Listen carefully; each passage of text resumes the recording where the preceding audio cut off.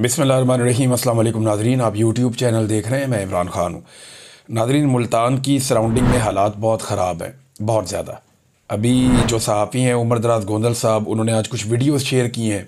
कुछ और जो डिजिटल मीडिया के वहाँ पे जर्नलिस्ट हैं, उन्होंने जो वीडियोस शेयर की हैं वो इंतहाई अफसोसनाक और तकलीफ़ दें हैं। हमारी टीम जो वहाँ मौजूद है, यानी जंग के इलाके में, मुल्तान के एरियाज़ में और इसकी सराउंडिंग में, वो जो मनाजिर भेज रहे हैं वो इंतहाई खौफनाक हैं। बहुत सारी चीज़ें तो हमें डर लगता है कि हम लोगों को दिखाएंगे तो यानी वो ऐसा लगता है कि बच्चे देखेंगे, ख़वातीन देखेंगी तो उन्हें तकलीफ़ होगी। ऐसे खौफनाक मनाजिर जो हैं वो सैलाब ज़दा इलाकों से आ रहे हैं और सारा का सारा पोल खोल कर रख दिया डिजिटल मीडिया ने। लोगों ने बताया कि 15 लाशें वहाँ पानी में बह रही हैं मुल्तान के करीब, और उन लाशों को रिकवर करने वाला कोई नहीं है। पानी के अंदर से निकाले कौन? और वो जो लाशें पानी के अंदर बह रही हैं, उनमें बताया कि एक 6 महीने का बच्चा जो है उसकी लाश पकड़ी गई है और एक और शख्स है उसकी लाश बाहर निकली है। एक बच्चा अपनी वालदा की लाश निकाल रहा था। तो एक अजीबोगरीब सूरत हाल है वहाँ पे। खातून बता रही है कि जी हमारे बच्चे वहाँ दरख्तों पे चढ़े हुए हैं और उन्हें रेस्क्यू करने के लिए कोई नहीं गया, यानी उन्हें निकालने के लिए कोई मौजूद नहीं है, कोई मदद नहीं कर रहा। इसके अलावा जो प्राइवेट कश्तियों वाले हैं वो बहुत पैसे मांग रहे हैं, 2-2 लाख रुपया मांगते हैं एक फ़ैमिली को रेस्क्यू करने के लिए। कई लोगों ने शिकायत की कि रेस्क्यू वाले जो प्राइवेट रेस्क्यू वाले हैं, प्राइवेट जो जिनकी कश्तियाँ हैं प्राइवेट, कई लोग पहुंच गए वहाँ पे। जिनके इलाकों में सैलाब नहीं आया वो अपनी कश्तियाँ लेके वहाँ पहुँच गए हैं, और जिनके पास कश्तियाँ थी वो वहाँ पे लेकर आ गए हैं। अब वो कश्तियाँ जो प्राइवेट लोग चला रहे हैं पीटर इंजन के साथ, जो दीगर वो छोटी छोटी मशीनें होती हैं उनसे वो चलाते हैं, बाज़ों का चप्पू के साथ, तो वो पैसे मांगते हैं लोगों से कि आपकी फैमिली को अब निकालते हैं, और लोग एडवांस में पैसे दे रहे हैं। बहुत सारे कस्बों में जो लोग घिरे हुए हैं, जो निकल कर जाना चाहते हैं, घरों की छतों पर बैठे हुए हैं, दरख्तों पे चढ़ के बैठे हुए हैं, वो वहाँ लटके इंतज़ार कर रहे हैं कि हुकूमत आएगी। हुकूमत आ नहीं रही। हुकूमत के वसाइल बहुत थोड़े हैं, हुकूमत ये कर नहीं पाएगी। और हुकूमत को अपने सारे वसाइल को इस जगह पे लगाने की बजाय, ये तवज्जो जिन कामों पे देनी थी वहाँ तवज्जो देने की बजाय वो टिकटॉक बनाते हैं और निकल जाते हैं। यानी अब इमरान खान की नकल करने के चक्कर में मरीम नवाज़ पहुँच गई वहाँ जाके, जी बच्चों को हम खाना खिला रहे हैं।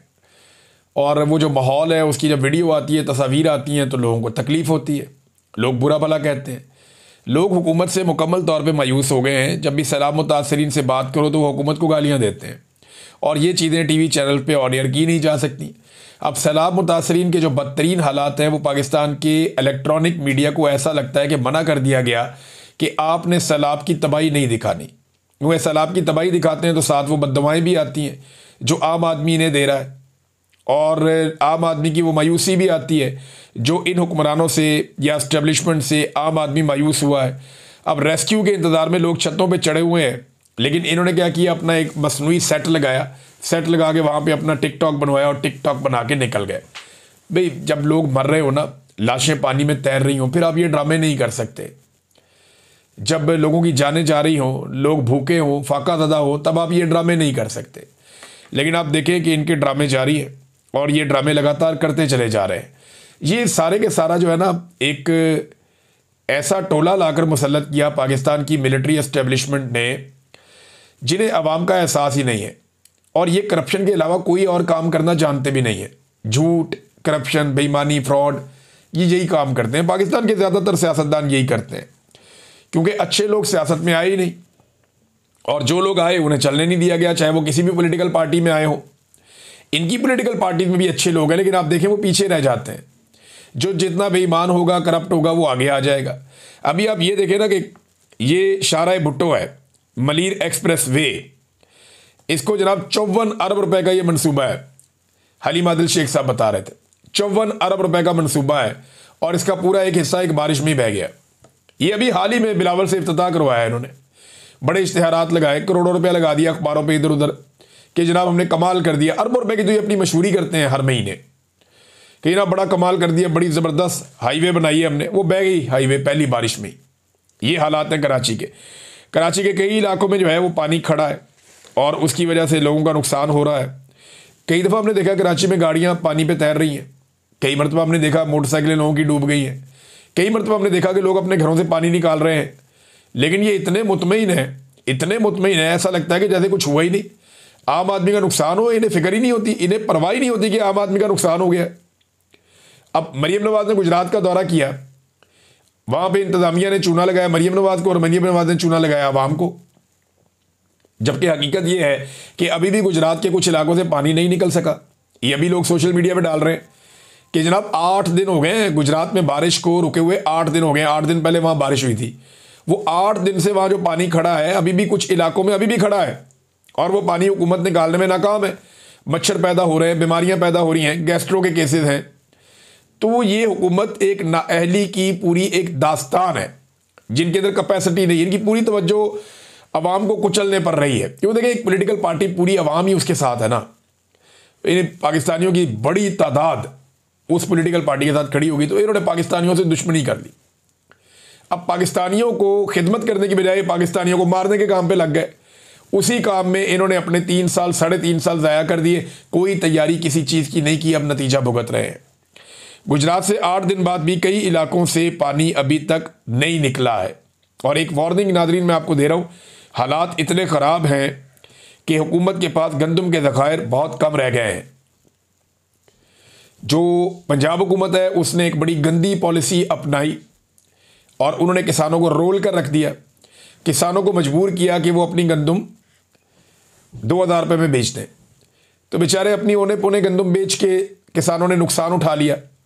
अब जिन लोगों ने वो गंदम खरीदी उसके बाद माफिया तगड़ा हो गया, अब किल्लत पैदा हो गई गंदम की, और गंदम की कीमत जो है वो 4000 रुपये तक पहुंच गई है, यानी डबल कीमत हो गई गंदम की, और इससे भी अभी बढ़ती चली जाएगी। वजह यह है कि हुकूमत के पास जो गंदम का स्टॉक है वो नाकाफ़ी है। बहुत सारी गंदम जो है वो फ्लड्स की वजह से ज़ाया हो गई है। हुकूमत के कई सेंटर्स जहाँ पे उन्होंने गंदम रखी हुई थी वहाँ भी गंदम ज़ाया हो गई है।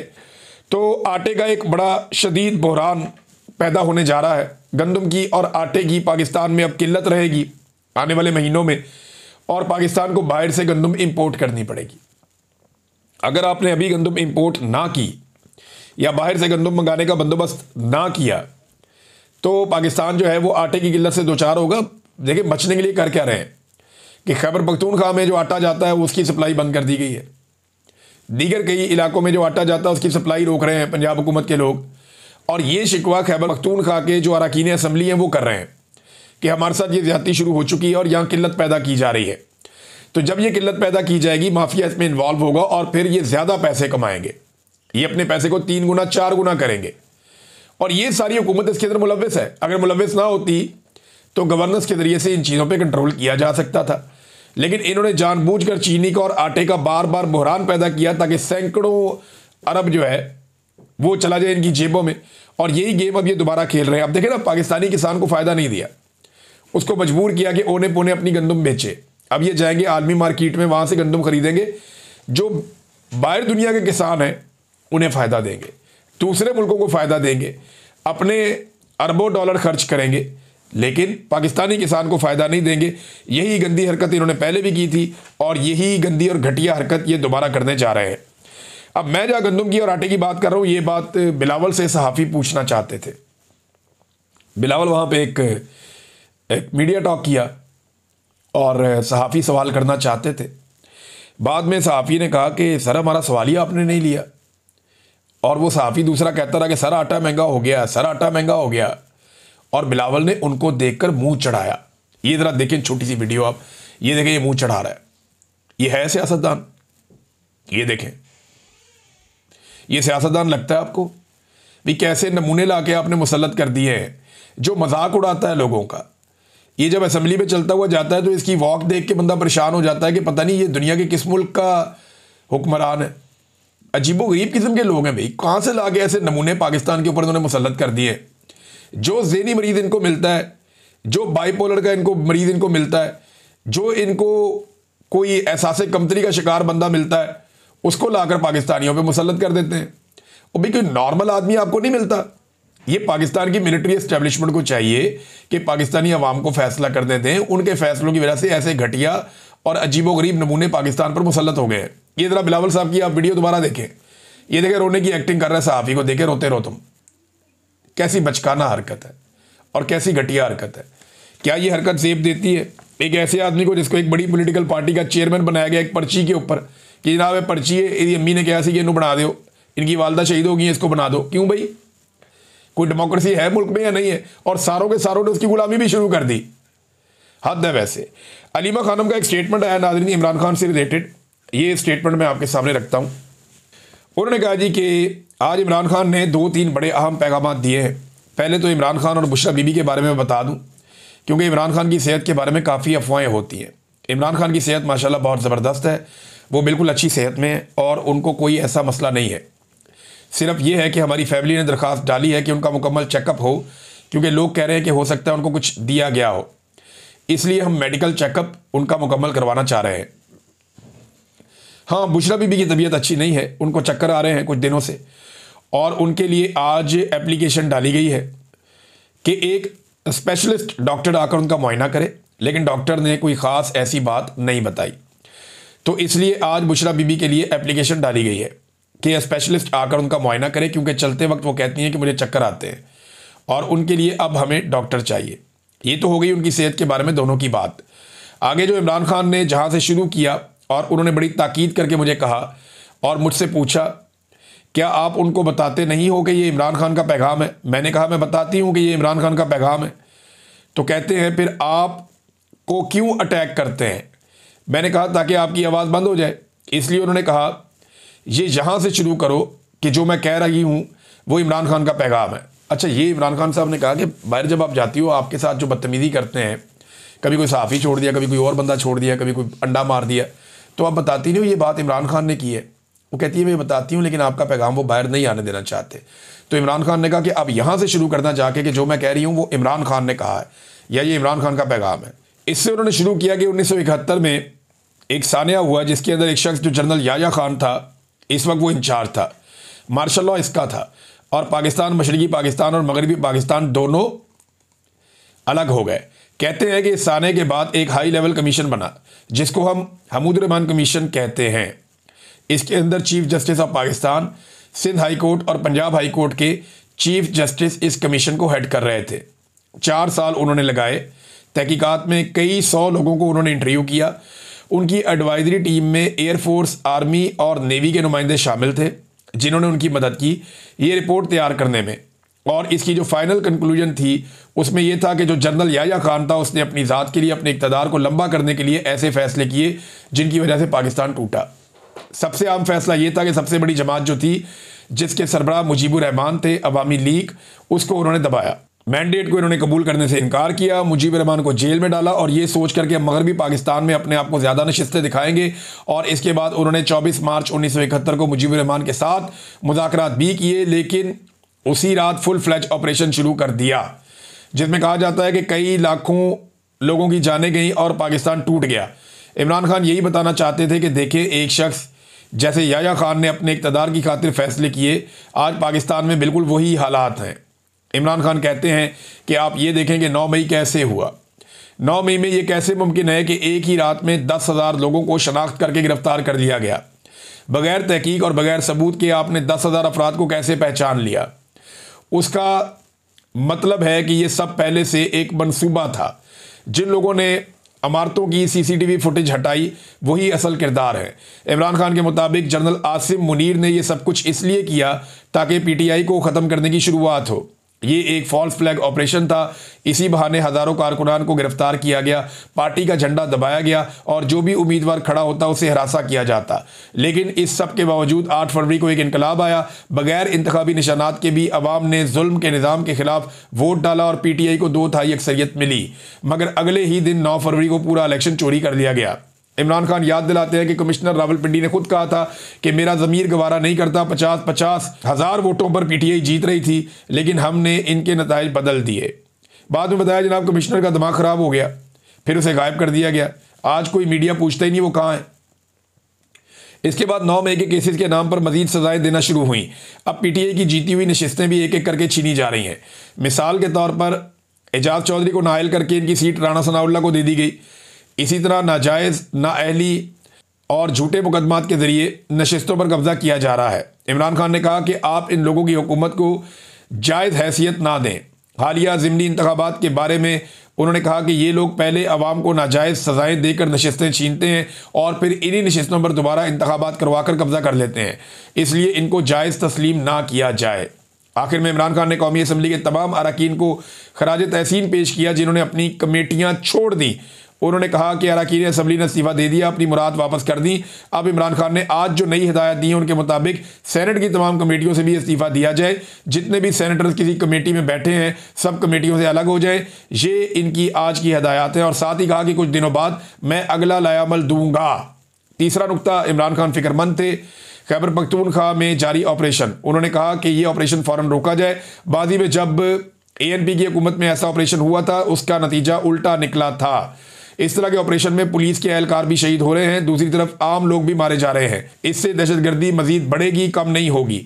2004 से पहले पाकिस्तान में ऐसी सूरत नहीं थी। दहशतगर्दी इस वक्त बढ़ती है जब आप अपने लोगों पर बमबारी करते हैं और बेगुनाह शहरियों को मारते हैं। फिर उन्होंने अफगानिस्तान का जिक्र किया, हमारा बरादर इस्लामी मुल्क है, अगर आप उन पर बमबारी करेंगे तो ये बिल्कुल गलत होगा। वो 3-3 नस्लों से यहाँ रह रहे हैं, आपने उनको बेइज्जती के साथ ज़बरदस्ती मुल्क से निकाला, ये अपने भाइयों की तौहीन है। इमरान खान ने रसूलुल्लाह सल्लल्लाहु अलैहि वसल्लम की हिजरत की मिसाल दी कि मदीना के लोगों ने अंसार बनकर महाजिरीन के घरों में जगह दी और आज आप अपने भाइयों को धक्के देकर निकाल रहे हैं। ये इमरान खान के लिए बहुत दुख की बात है। अफगान सफीर को वापस आने की इजाज़त नहीं दी गई, ये भी ज़्यादती है। इस पर इमरान खान नाराज़ थे। फिर इमरान खान ने ड्रोन हमलों की बात की कि ये पाकिस्तान और अफगानिस्तान में बिल्कुल ख़त्म होने चाहिए, सिर्फ मुज़ाकरात से अमन आ सकता है। इमरान खान ने कहा कि जनरल आसिम मुनीर सिर्फ एंटी तालिबान लॉबी को खुश करने के लिए ये सब कर रहे हैं। जहां जंग नहीं है वहां जंग बना रहे हैं ताकि हालात ख़राब हो जाएं और उन्हें संभालना मुश्किल हो जाए। इमरान खान ने कहा कि तमाम MPs और MNAs इसके खिलाफ मिलकर आवाज़ उठाएं और अमन कायम करने के लिए खड़े हों। सैलाब मुतासरीन के बारे में इमरान खान साहब ने कहा कि लोग एक तरफ सैलाब का सामना कर रहे हैं और दूसरी तरफ ऑपरेशन का। ये बहुत बड़ा जुल्म है। जिम्मेदारी आप सब पर है कि मिलजुल कर इसका हल निकालें ताकि खैबर पख्तूनख्वा में अमन कायम हो। ये नाज़रीन अलीमा खानम ने इमरान खान साहब का पैगाम पहुंचाया और अली अमीन गंडापुर साहब को इमरान खान साहब ने इससे पहले कहा था कि आप पहुंचे अफगानिस्तान। तो जब उनके सामने बात रखी गई तो गंडापुर ने आज बहुत अजीब बात की। उन्होंने कहा जी मेरा तो पासपोर्ट ही ब्लॉक है। ये एक सूबे का वज़ीर आला है, करोड़ों का मैंडेट है और हुकूमत मौजूद है और जनाब ये आज बता रहे हैं इतने लंबे अरसे के बाद कि मेरा पासपोर्ट ब्लॉक है। ये पासपोर्ट खुलवाने के लिए उन्होंने कोई इकदाम किए, किसी अदालत से रुजू किया। एक इतने बड़े आईनी ओहदे के ऊपर बैठे हुए शख्स का पासपोर्ट क्या ब्लॉक रह सकता है? अली अमीन गंडापुर हर थोड़े अरसे के बाद इस कौम को एक नया लतीफ़ा सुना देते हैं। कभी वो कहते हैं मैंने इतने सारे पहाड़ क्रॉस किए जो कोई SSG कमांडो भी नहीं कर सकता। ये काम क्योंकि मैं वहाँ पे 2 साल इन पहाड़ों पे चढ़ता रहा हूँ और बहुत सारे दोस्त हैं जो वहाँ पे ट्रेल के ऊपर जाते हैं, वो कहते हैं ये ह्यूमनली पॉसिबल नहीं है। सुपर ह्यूमन बीइंग भी, सुपरमैन भी ये नहीं कर सकता जो अली अमीन गंडापुर ने कर दिया। फिर 8 ज़िले क्रॉस करके वापस वो पहुँच गए और IG से डर के वो सारी रात बारिश में छुपे रहे। ये अजीबोगरीब किस्म की बातें अली अमीन गंडापुर हमें बताते हैं। फिर डी चौक से बुशरा बीबी को ले जाने की कहानी जो उन्होंने सुनाई वो भी किसी को समझ नहीं आती आज तक। और अब उन्होंने एक नई कहानी सुना दी कि मेरा पासपोर्ट ही ब्लॉक है। यार ये कैसे हो सकता है? एक वज़ीर आला का पासपोर्ट ही ब्लॉक है और वो खुलवा नहीं पा रहे। देखिए ये तो एक बहुत बड़ा मजाक है कि एक वज़ीर आला का पासपोर्ट ब्लॉक है। उससे बड़ा मजाक ये है कि वो वज़ीर आला शिकायत लगा रहा है कि जी मेरा पासपोर्ट ब्लॉक है। और भाई इस वज़ीर आला के पास इतना इख्तियार है और इतनी ताकत है, एक आईनी होता है कि इसका पासपोर्ट तो 10 मिनट के अंदर वज़ीर दाखिला को खुद लेकर इसके पास जाना चाहिए। लेकिन मुझे नहीं समझ आती कि अली अमीन गंडापुर साहब कहाँ से कहानी बनाते हैं और कौन इन्हें बनाकर देता है और किस तरह ये कहानी इतने कॉन्फिडेंस के साथ सुना भी देते हैं। हैरत होती है मुझे। नाज़रीन 2 खबरें और देता हूँ। एक तो सेनेट की कायमा कमेटी बराए इत्तलात व नशरियात ने अडियाला के बाहर जो सहाफ़ी पे एक तशद्दुद का वाक़या हुआ उस सहाफ़ी को तलब कर लिया है। लेकिन याद रखें कि इस सहाफ़ी ने सियासी क़यादतों के लिए इमरान खान, बुशरा बीबी, इमरान खान की बहनों के लिए खंजीर का, भगोड़े का, भगोड़ी का, इस तरह के अल्फाज बहुत इस्तेमाल किए हुए, बड़ी घटिया ज़बान इस्तेमाल की हुई है। एक ऐसी सियासी जमात जिसके करोड़ों कारकुन हैं, उनके लीडर्स को आप गालियां देंगे तो फिर रिएक्शन आएगा। लेकिन ये नहीं होना चाहिए था। जो कुछ भी हुआ ये सारी एपिसोड ठीक नहीं है। ये कौन सी सहाफ़त है, समझ से बाहर है। मगर इसी दौरान जो है वो तशद्दुद की बिल्कुल हमायत नहीं की जा सकती। जहाँ पे आप घटिया और गंदी ज़ुबान और ज़ाती किसी के ऊपर ज़ाती नौइयत के हमलों की आप हमायत नहीं करते, वहीं पे आप तशद्दुद की हमायत बिल्कुल नहीं कर सकते। वो भी नहीं होना चाहिए। दर्जनों सहाफ़ी जो है वो शहीद हो चुके हैं। उनमें से किसी मामले को सेनेट की कायमा कमेटी ने क्या उठाया, यानी बहुत सारे सहाफ़ी, अरशद शरीफ शहीद को शहीद किया गया। आरिफ हमीद भट्टी साहब हैं, साबिर शाकिर हैं, मुईद पीरज़ादा हैं, जमील फ़ारूकी साहब हैं, समी इब्राहिम साहब हैं, सिद्दीक जान साहब हैं, हारून रशीद साहब हैं, और मकबूल जान साहब हैं। मैं आपके सामने बैठा हूँ। ज़ुबैर अली खान साहब हैं, ज़हीम लगारी साहब हैं, शाकिर इवान साहब हैं, वजाहत सईद साहब हैं, समीना पाशा हैं, खालिद साहब हैं, हबीब अकरम साहब हैं, अकबर बाजवा हैं, अयाज अमीर हैं, मुतीउल्लाह जान हैं, अहमद फरहाद हैं, काशिफ अब्बासी हैं। मैं कितने नाम लूँ आपके सामने। ये सारे नौकरियों से निकाले गए, इन सबको नौकरियों से निकाला गया। बहुत सारों को मुल्क से बाहर जाना पड़ गया है। लोग अभी कमर मेकन साहब हैं, वो भी पाकिस्तान छोड़कर बाहर चले गए हैं। बहुत सारे, अगर मैं आपको रिपोर्टर्स के नाम बताऊं ना तो आप गिन गिन के थक जाएंगे। जिन्होंने कंप्रोमाइज नहीं किया उन सबकी नौकरियों से इनको फारिग कर दिया गया। एडिटर्स को फारिग कर दिया गया। एंकर्स तो आपको नजर आते हैं ना, बाकी लोग आपको नजर ही नहीं आते। बेतहाशा जुल्म किया गया। लेकिन कभी कायमा कमेटी ने बुलाया, पूछा? कभी नहीं बुलाया। मैं और शहीद अरशद शरीफ इस कायमा कमेटी में गए थे। हमने जाकर सारे हकायक रखे थे। टके की इनकी औकात नहीं है, कुछ नहीं कर सके थे। उसके बाद साबिर शाकिर भाई ने बाहर से बैठ के इस कायमा कमेटी को सारा कुछ बताया। बार बार इनको लेटर लिखे, हर चीज इनको भेजी हमने। टके का इनकी औकात नहीं है, इन्होंने कोई काम नहीं किया था, ना ये अब कर पाएंगे। जिनकी औकात है वो ओहदों पे बैठते जा रहे हैं। देखिए एक और खबर आई है, ये एक और मेजर जनरल है, इनको नौकरी मिल गई है। बहुत बहुत मुबारक हो, बहुत बहुत मुबारक हो। जैसे लॉटरी लगती है किसी की, वैसे ही इन जर्नलों को नौकरियां मिलती हैं सिविल इदारों के अंदर। मेजर जनरल अबू बकर शहबाज एडिशनल सेक्रेटरी वजारत दफाई पैदावार तैनात हो गए। मेजर जनरल अबू बकर शहबाज को 3 साल के लिए डेपुटेशन पर तैनात किया गया है। नोटिफिकेशन जारी कर दिया गया। वजारत दाखिला के बाद हाजिर सर्विस मेजर जनरल अबू बकर शहबाज वजारत दिफाई पैदावार में भी तैनात। देखें कैसा ज़बरदस्त मामला चल रहा है। एक के बाद एक ओहदे इन्हें मिल रहे हैं, मौज लगी हुई है, इंजॉयमेंट चल रही है इनकी। एक चीज़ और भी है कि कतर के ऊपर जो अटैक किया ना इसराइल ने, उस पर जो अमेरिकन स्टेटमेंट है वो बड़ा इंटरेस्टिंग है। बाद में फिर बात करते हैं, वक्त बहुत ज़्यादा हो गया अब तक के लिए इतना ही। अपना ख्याल रखिएगा, अपने चैनल का भी। अल्लाह हाफिज़।